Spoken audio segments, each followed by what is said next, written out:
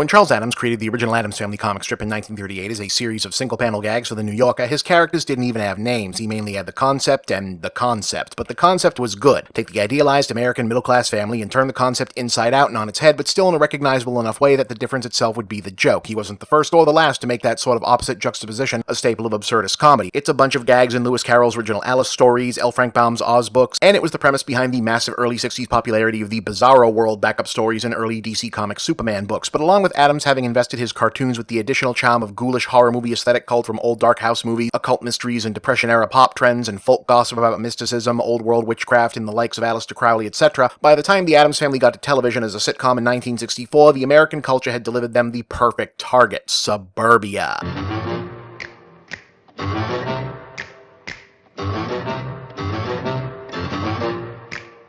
Whereas the pre-war comic strip Addams had been caricatures of the Northeast American nouveau riche middle class, the sitcom that birthed the most instantly iconic and lasting versions of Gomez, Morticia, Wednesday, Pugsley, Uncle Fester, Granny, Lurch, Thing, and sometimes Cousin It, located the Addams house square in the middle of the new American dream neighborhood, with a ghoulish, possibly undead, possibly satanic, vampiric, occult, maybe all of the above, it's never totally clear, family with the haunted house and the frightening habits lived unhappily ever after alongside perplexed and terrified normals. But where the comic strip's core joke was the Addams' matter-of-factness toward the obvious oddity of their circumstances for the humor of the reader, the sitcom's brilliant masterstroke in comedy was to turn them into satire by reversal of middle American insularity and myopia, whereas the normal neighbors and the guests and the laugh track were positioned to react to the Addams' strange, ghoulish, funny version of scary behavior, occasional supernatural powers, enjoyment of pain, references to monstrous or inhuman relation, and just plain not rightness as aghast surrogates for the audience. The Addams were just as perplexed by them. That was the gag. Gomez and Morticia weren't aware that they were the weird neighbors. As far as they could see, they were normal. Their house and their way of seeing and doing things was the proper, correct, standard way, and everyone else must be the weirdos doing things wrong or chasing some goofy-ass trend. Message to the audience: hey,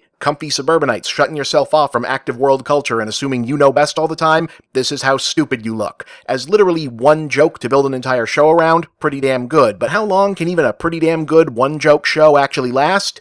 About 2 seasons, as it turns out, although seasons were longer back then, so there were ultimately 64 episodes of this to subsequently syndicate as mostly daytime fill-in programming pretty much forever after that, at which point the Addams Family found its true fan base: children. At which point, something unexpected happened. See, just as it was with the Flintstones, originally intended as using cavemen and dinosaur visual puns to satirize post-war American suburbia's obsession with newfangled appliances and conspicuous consumption, baby boomers who were at that point still actual babies liked the Addams Family for the visual humor and wacky characters, but the idea that Gomez and Morticia and Fester were more or less being made fun of by the laugh track as a way of taking the piss out of mom and dad by way of ironic mirroring didn't really register to like 5-year-olds. Instead, what a whole generation saw in the Addams household was a family that was anarchic, rule-breaking, countercultural, and shamelessly different from what the rest of the world culture was telling them was the right way to be. Instead of sleeping chastely in twin beds and never acting like sex or anything physical biological existed, Gomez and Morticia were all over each other all the time. Instead of being meted out father knows best stern moral discipline,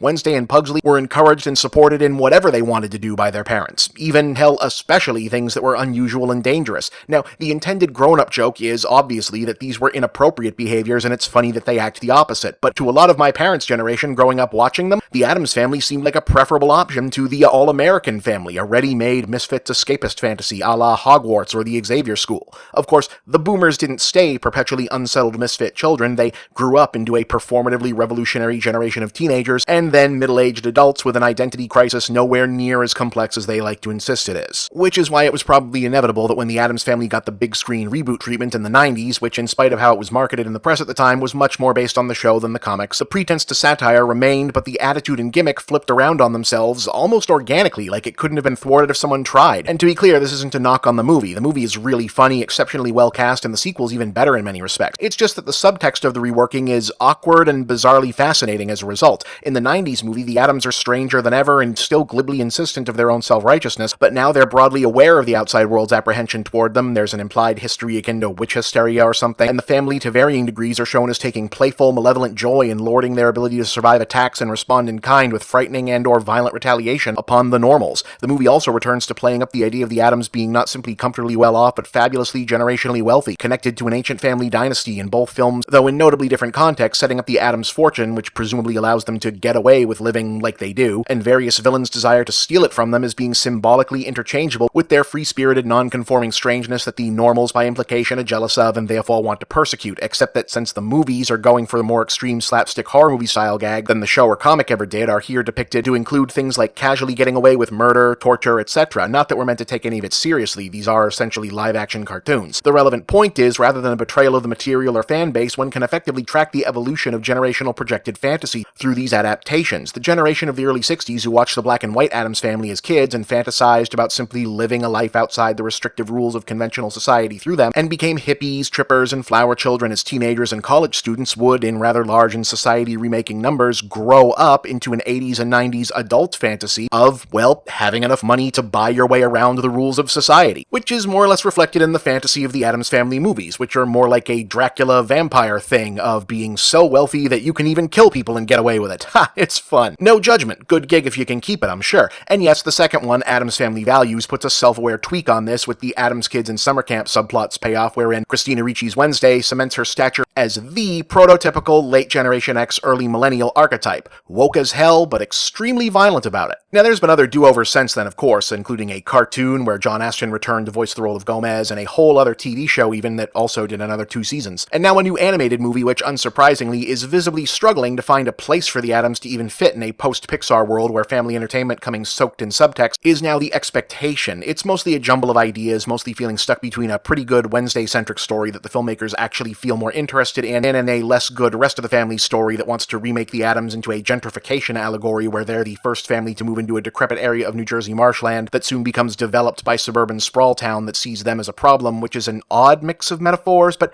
good effort, I guess.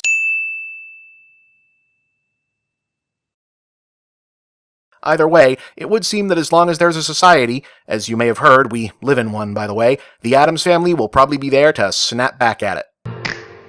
I'm Bob, and that's the big picture.